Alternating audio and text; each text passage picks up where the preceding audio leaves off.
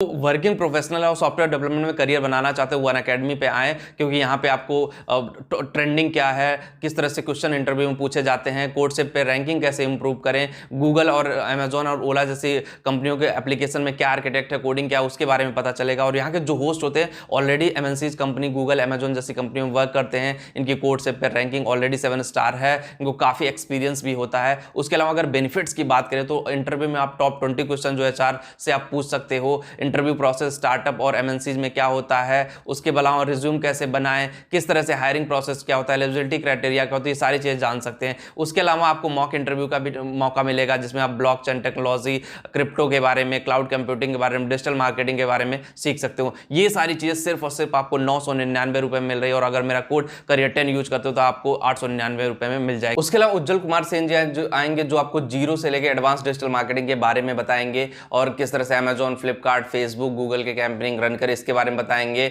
और आप लोग स्क्रीन पे ये भी देख सकते हो वीकली कैलेंडर की कब कब क्लासेस होनी है।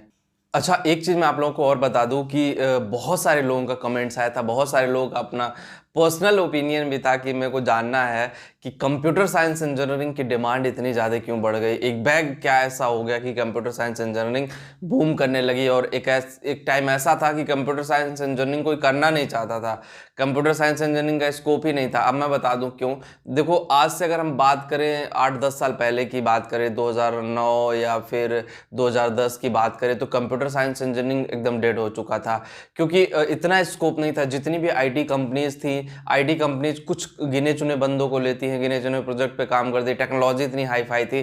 पहले मैं बता दूं कि कोई भी एक वेबसाइट भी डेवलप करवाना होता था तो डॉटनेट या जावा जैसे प्लेटफॉर्म पे जाना पड़ता था। डॉटनेट और जावा आपको पता है कितना टफ प्रोसेस है, तो डॉटनेट और जावा पे वेबसाइट बनाने का खर्चा भी बहुत आता था। तो वेबसाइट बनाना पहाड़ तोड़ने के बराबर था पहले के टाइम में। लेकिन मॉडिफिकेशन हुआ, चीज़ें आई, जब फेसबुक ने पीएचपी पे फेसबुक को लॉन्च किया ना, तब जाके लोगों में थोड़ा कॉन्फिडेंट आया। लोग सोचे नहीं यार, पीएचपी जैसी लैंग्वेज के साथ भी हम बहुत दूर तक जा सकते हैं और बहुत बड़ी चीज़ कर सकते हैं। पीएचपी आया, उसके बाद वर्डप्रेस आया। वर्डप्रेस एक ऐसी प्लेटफॉर्म आया जिसने कंप्यूटर साइंस इंजीनियरिंग के में एक नई क्रांति लाई। उसके बाद एप्लीकेशन आया, एप्लीकेशन ने कहीं ना कहीं और बढ़ावा दिया। उसके बाद डिजिटल मार्केटिंग आया।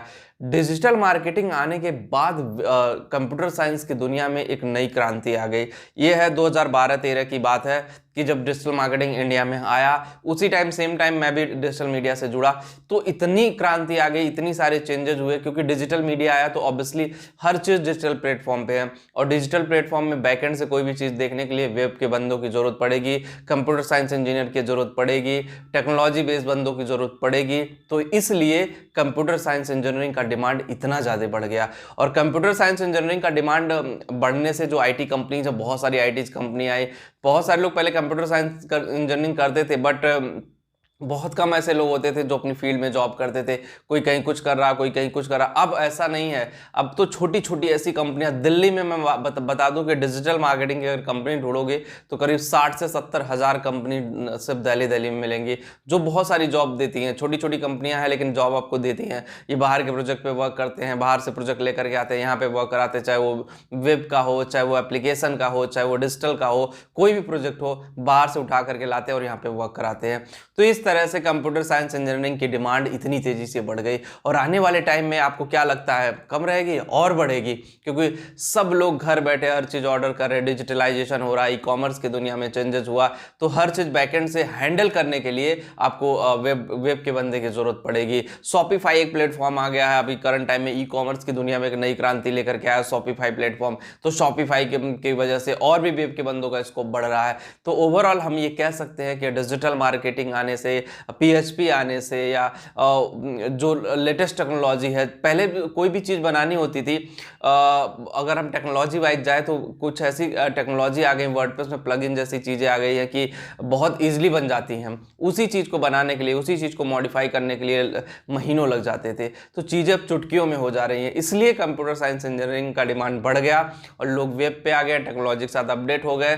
तो जो लोग कंप्यूटर साइंस इंजीनियरिंग करना चाहते हैं, चाहे वो बीटेक हो, चाहे पॉलिटेक्निक हो, अगर सही तरीके से कर लिए तो ऑब्वियसली आपके लिए स्कोप ही स्कोप है। नहीं करोगे सही तरीके से तो ऑब्वियसली आपके लिए आज भी स्कोप नहीं है। लेकिन इस बढ़ती डिमांड की दुनिया में कुछ भी अगर आपने स्पेशलाइजेशन ले लिया तो ट्रस्ट में आपके लिए जॉब ही जॉब है, और अच्छी खासी सैलरी पैकेज पे जॉब है। मैं प्राइवेट इंडस्ट्री की बात कर रहा था, यहाँ पे गवर्नमेंट इंडस्ट्री की बात नहीं कर रहा था। तो बस वीडियो में इतना ही होगा, इस वीडियो आपको समझ में आएगा। जो लोग टेलीग्राम पे हैं, करियर चैनल टेलीग्राम पे भी है, वहाँ पे भी जाके ज्वाइन जरूर करें। Thank you.